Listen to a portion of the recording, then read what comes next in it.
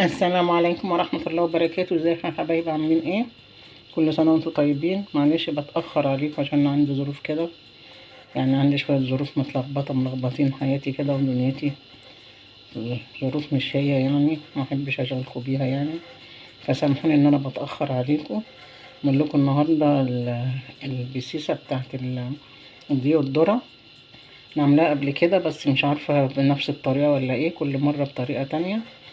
مش هطول عليكم الفيديو، بس قبل ما نبدأ ندعي لإخواتنا الفلسطينيين إن ربنا ينصرهم ويثبتهم ويقويهم ويربط على قلوبهم وينصرهم نصر عزيز مقتدر، ويشل أيدين الصهاينة اليهود دول، ويشل أيديهم وأرجلهم ويعني عنهم يا رب.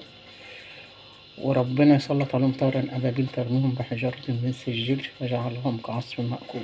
اللهم آمين. ونقول بسم الله والصلاة والسلام على رسول الله عليه أفضل الصلاة والسلام. معانا مكون كوباية ونص دقيق ذرة أبيض أو أصفر، أنا بفضل الأصفر يعني عشان بحب لونها أصفر كده. ومعاها كوباية ونص دقيق من العادي اللي هو الدقيق بتاعنا الأبيض، الدقيق العادي اللي احنا بنعمل بالكيكة يعني.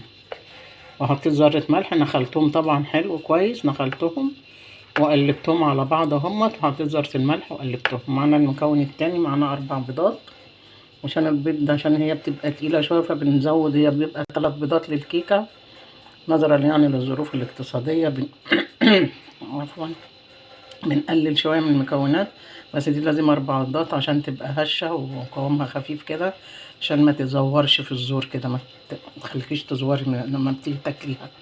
ومعايا نص كوباية عصير برتقال، معايا بشر برتقال هحط معلقتين، معايا كوباية الا ربع زيت وعليها ربع معلقتين سمنة يعني فوقيها كده، كملت الكوباية سمنة بلدي تدي طعم كده وتعزز الطعم.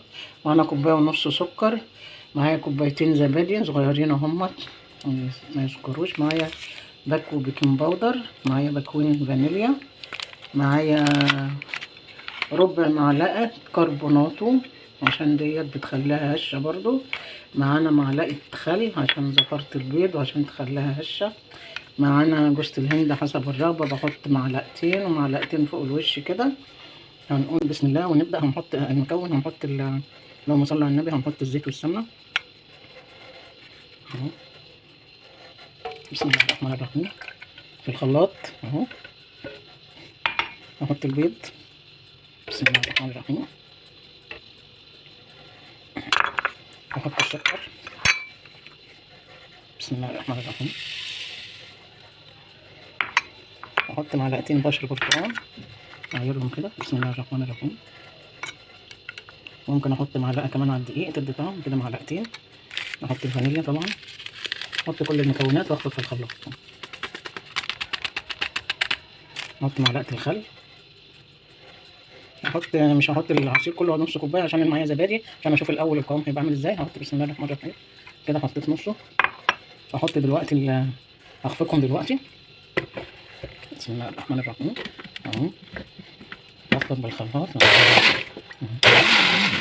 بعد كده احط الزبادي. خليكم معايا لاخر الفيديو. انا بعد ما خفقتها اهي، خفقت كل المكونات اهو، واختبرتها كده بمعلقه كده، وحطيت ايدي في السائل كده مفيش حبيبات سكر لغايه ما السكر باش. وطبعا كل حاجه بدرجه حراره الغرفه عشان ما تفرول، ما تعملش معانا تكتلات كده ولا طعمها بيبقى زفر شويه من البيض كده. لو جبناها مباشره من التلاجة بيبقى السعية بتاعته بتحتفظ بزفرته، فمهما تحط عليه مكونات بتبقى له ريحة زفرة كده، فلازم نخليه بدرجة حرارة الغرفة وكل حاجة عشان تبقى ناجحة وصحة معانا ما تهبطش. وحطيت طبعا نخلت البيكنج باودر، كيس البيكنج باودر، وعليه ذرة يعني ما تذكرش ربع معلقة صغننة خالص من الكربوناتو. وحطيت كمان معلقة جوز الهند ومعلقة بشر برتقان وقلبتهم مع بعض كده. وهنضيف الخليط كده واحدة واحدة، نقول بسم الله اهو. بسم الله الرحمن الرحيم، بسم الله الرحمن الرحيم.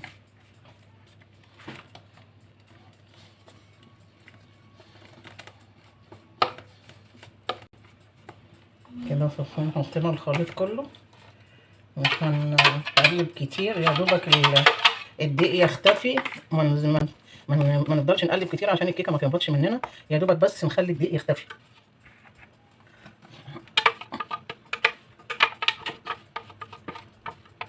ننزل طبعا كل المقدار، ما نخليش حاجه. احنا حاطين زيت وسمنه، الزيت غالي والسمنه غاليه يا جماعه.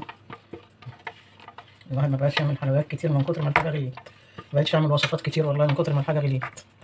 وكمان الظروف اللي عندي ديت ملخبطه معايا، مخلياني ماليش نفسي اعمل اي حاجه، نظرا كمان لغلو الحاجه كمان.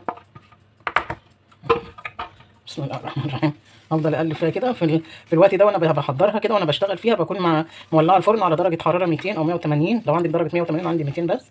لو في البتاع في الفرن العادي اللي هو بتاع البوتاجاز، فنعمل وسط، يعني نوطي نخلي الحراره وسط، لان ما بيبقاش فيه درجات. لو في درجات هتعملي له كده. فبنشغله اثناء ما احنا بنشتغل في الكيكه عشان يبقى سخن.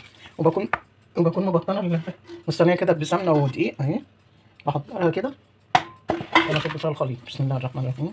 كده الخليط ما هوش عايز باقي العصير ولا حاجه.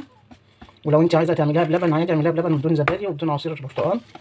انا حطيت الزبادي عشان بتخليها هشه برضو، خليها طريه كده ولها لمعه كده من فوق، خليها زي طريه كده شويه يعني اللبن كده من فوق لتحت كده لغايه ما ندخل كل الدقيق في بعضه من فوق لتحت كده كده اهو. نتاكد ان كل الدقيق اختفى ونشرب بالخليط كله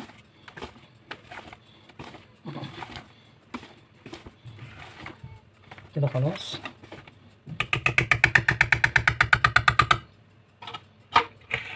نصب الخليط كده في الصينيه. بسم الله الرحمن الرحيم.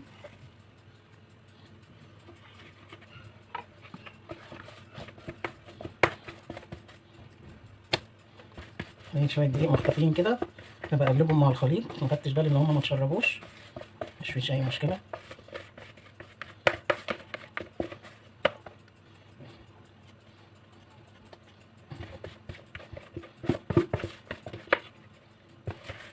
بصوا يا جماعه، هنا هي بعد ما خرجت، انا بعد ما استوت كده واختبرتها بالخله طبعا، رحت طافيه الفرن عليها ومواربه الفرن شويه كده ل5 دقايق وبعدين خرجتها. بصوا شكلها عامل ازاي ولمعتها من الزبادي. دلوقتي بقى هنزينها واوريها لكم لما نزين، خليكم معايا يا جماعه. بعد ما زينتها اهيت، انا عملتها كده، كان عندي مربى، رحت جايبه معلقه مربى كده في طبق وحطيت عليها معلقتين ميه وسخنتهم على البوتاجاز عشان يسيحوا كده وتطرى المربى، ورحت دهناها من الجناب كده ومن فوق، وقمت رص عليها شرايح البرتقال ده عشان اعرفكم ان هي بالبرتقال طبعا. اهي تجربوها اعملوها، ريحتها والله قلب البيت، قلب الشقه كلها، حته في كل حته من حلاوتها ومن ريحتها جميله جميله. هقطع لكم حته دلوقتي واوريها لكم.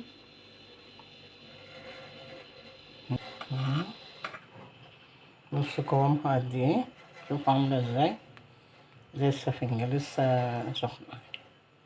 بصوا لكنها مش عليها ذرة ولا حاجه اهي. اهي يا جماعه طريه خالص اهي. بصوا لونها وشوفوها، بصوا ما شاء الله على لونها، صفرة خالص وطريه.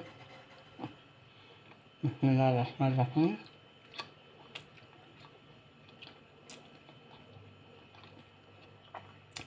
طعمها تحفه، جربوها وقولوا لي رايكم ايه.